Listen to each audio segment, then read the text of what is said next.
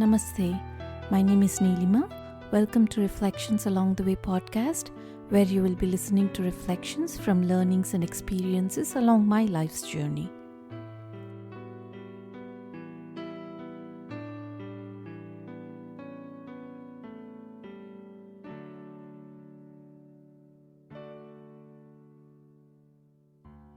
In the last episode, we've seen how humans have this wonderful capacity to create one's own world based on our own convictions, right?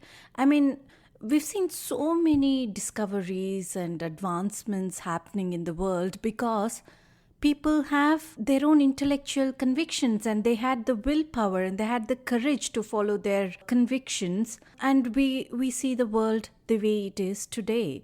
That spirit of living our own intellectual convictions, if we are living by that spirit, then we are living in truthfulness, which is Satyam. We can have all the willpower in the world, but we cannot achieve or do stuff just by willpower. After we have the will to act, then we have to have the energy to act, right? To produce whatever results we want to. If there is not enough energy and the energy is dissipated in various other channels and is not focused enough, then we won't be able to see the results. So just willpower is not enough. When we don't have control over our sense organs, then we won't have any control over the world. We are actually driven by our passions, and we are driven by the sense of fulfilling every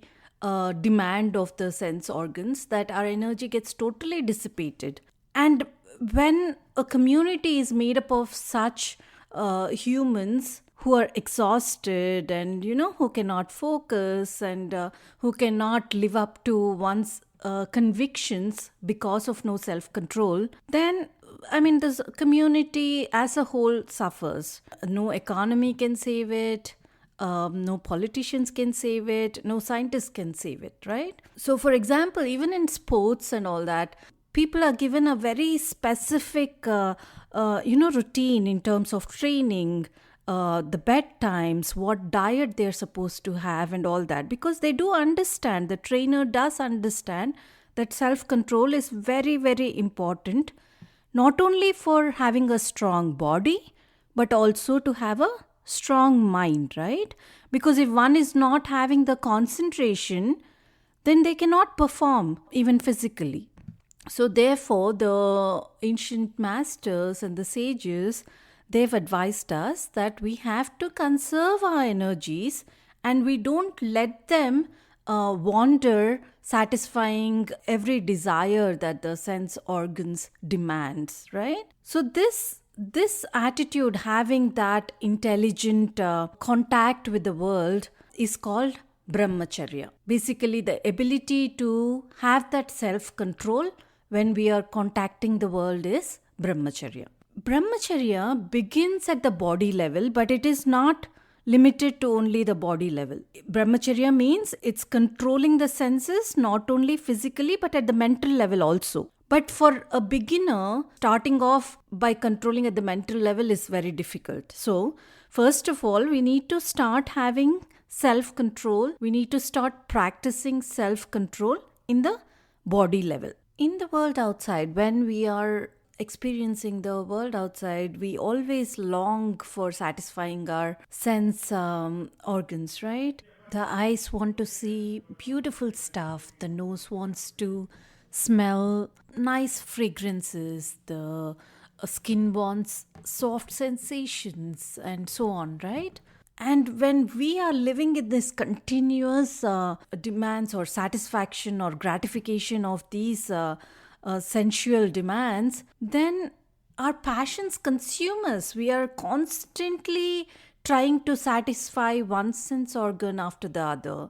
Yeah, we've had, if you start from the beginning of the day, we've had wonderful breakfast and we loved it. And then the next day is, what do we watch? How do we get the nice smell?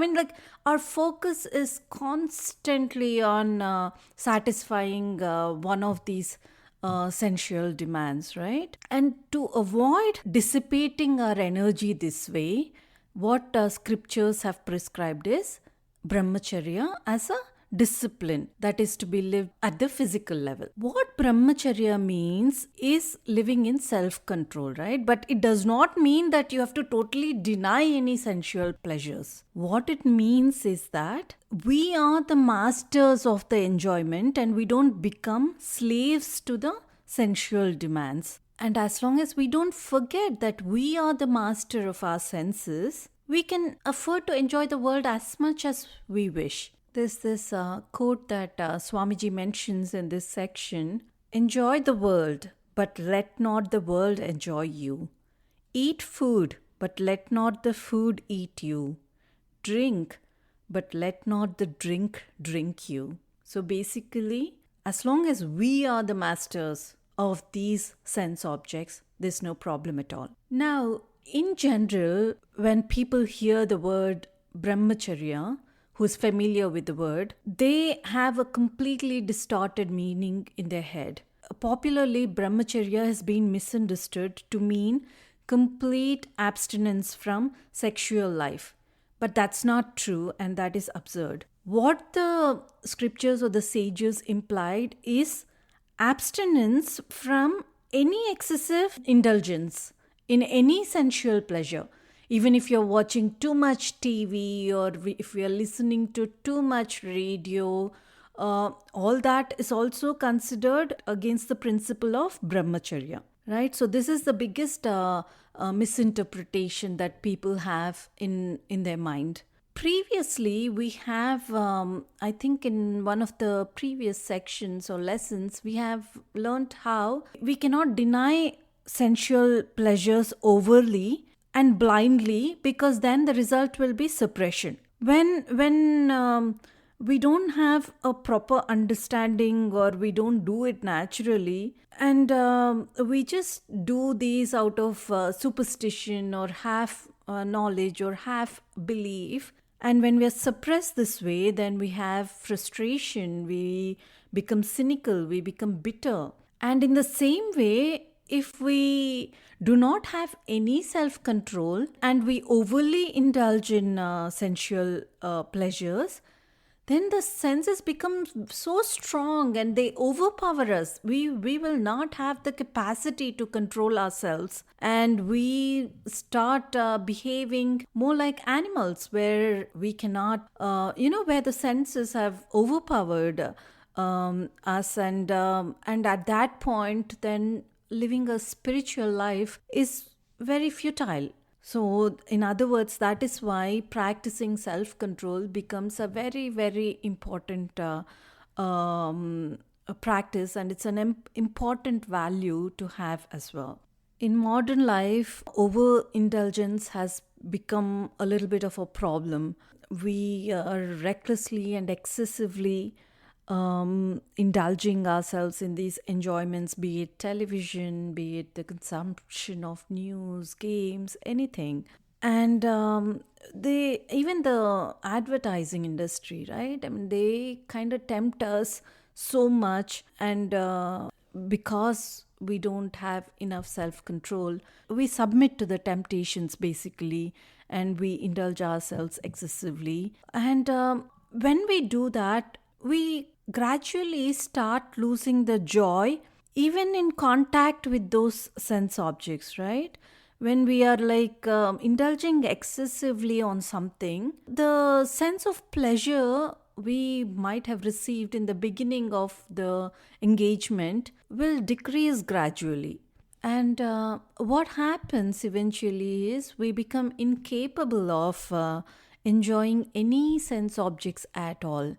And that's when we live a, disappointing, sorrowful life also. So the solution to this is to have some sort of regulation in terms of our indulgence, right? I mean, we should not be totally denying it, nor should we be overindulging. Once we learn how to have a balance and regulate this contact with the sense objects, then we have that capacity to apply our energy to the other fields. Whatever we want to achieve, be it spiritually, materialistically, it is not possible to do that without this discipline. And what helps us have a certain control is by diverting our attention to the divine principle that enlivens all the sense objects. So basically, brahmacharya is a vow that a brahmachari observes. And a brahmachari is one who is constantly engaged in the contemplation of the truth. And for a person who has understood that the happiness lies in the mind and it's not in the sense objects, it becomes quite easy to practice this discipline. Once we realize and learn that through this practice we are conserving our inherent energy, then we become capable of living a dynamic and life filled with energy and vitality. When we combine this vitality with the willpower that we have, then success is inevitable in any field, no matter what goals we set for ourselves. Thank you for listening to today's reflections. If you'd like to connect with me, please visit bluishmuse.com. Until next time, namaste.